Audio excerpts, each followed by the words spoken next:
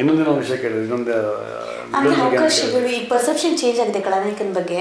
So ಆ ಒಂದು perceptions ಇಂದ ಪಬ್ಲಿಕ್ ಪರ್ಸೆಪ್ಷನ್ಸ್ ಇಂದ ಏನಾದರೂ ಯೂಸ್ ಆಗಿದೆಯಾ, ಅವಕಾಶಗಳು ಜಾಸ್ತಿ ಆಗ್ತಾ ಇದೆಯಾ? ಅವಕಾಶಗಳು ಅಂತ ಒಂದು ಕತೆ ಅಂತ ಬಂದಾಗ ಎಸ್ ಹೀರೋ ಅಂತ ಇರಬೇಕು, ಹೀರೋ ಫೈಟ್ ಮಾಡ್ತಾನೆ, ಹೀರೋ ಗೆಲ್ತಾನೆ, ಅದು ಕತೆ ಏನಾಗುತ್ತೆ ಅದು ಕತೆಗೆ ಬಿಟ್ಟಿದ್ದು.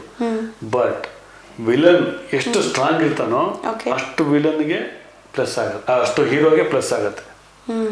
ವಿಲನ್ ಎಷ್ಟು ಸ್ಟ್ರಾಂಗ್ ಇರ್ತಾನೋ ಅದ್ರ 10ರಷ್ಟು ಹೀರೋ ಸ್ಟ್ರಾಂಗ್ ಆಗ್ತಾನೆ. ಸೊ ಫೈಟ್ ಆಗಲಿ ಏನಾಗಲಿ, ಇವ್ನು 10 ಪಂಚ್ ಹೊಡೆದ್ರೆ ಇವ್ನು 5 ಹೊಡಿಬೇಕು ವಿಲನ್. ಇಲ್ಲ ಹಂಗಲ್ಲ, ವಿಲನ್ ಸಾರಿಯಾಗಿರ್ತಾನೆ, ಹೀರೋ ಫುಲ್ ಹಿಂಗಿರ್ತಾನೆ, ಅವನು ಬಂದು 6 ನೋಡಿರ್ತಾನೆ.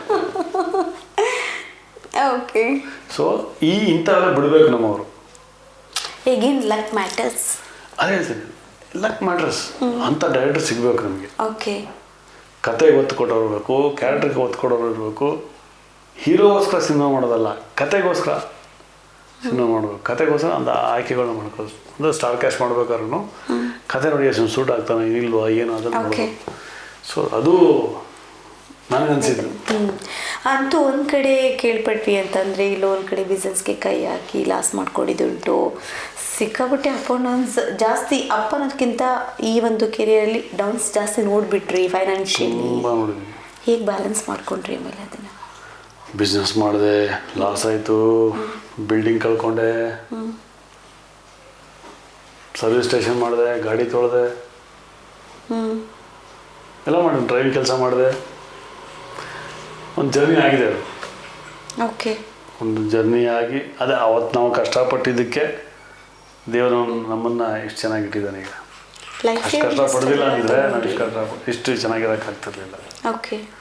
ಸೊ ನಾನು ಅಂತಲ್ಲ, ಎಲ್ಲ ಕಲಾವಿದರು, ಎಲ್ಲ ಟೆಕ್ನಿಷಿಯನ್ಸ್ ಆಗ್ಬೋದು, ಎಲ್ಲರಿಗೂ ಕಷ್ಟ ಆಗಿದೆ. ಅದು ನಮಗೆ ಆ ಥರ ಬಂತು ಪರಿಸ್ಥಿತಿ. ಯಾಕಂದರೆ ನಾವು ಹೀರೋನೇ ಆಗಬೇಕು ಅಂತ ವೆಯ್ಟ್ ಮಾಡೋ ಪರಿಸ್ಥಿತಿಲಿ ಇರಲಿಲ್ಲ. ಯಾಕಂದರೆ ಹೊಟ್ಟೆಪಾಡಿತ್ತು, ಕಮಿಟ್ಮೆಂಟ್ಸ್ ಇತ್ತು. ಹೌದು.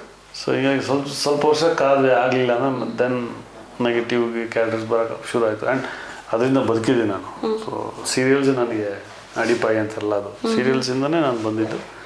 ಸೀರಿಯಲಿಂದ ಸಿನಿಮಾಗೆ ಬಂದೆ. ಬಟ್ ಈ ಜರ್ನಿಯಲ್ಲಿ ಹಿಂದಿಂದು ಕತೆಗಳು ಇವೆ ಹೇಳಿದ ಎಲ್ಲ ಥರ ಮಾಡಿ ಕಳ್ಕೊಂಡೆಲ್ಲ ಮಾಡಿ. ಬಟ್ ನಾನು ಏನೇ ಮಾಡಿ ಅನ್ನೋದು ನಾನು ಕೈ ಹಿಡಿದಿದ್ದೆ ಸಿನಿಮಾ.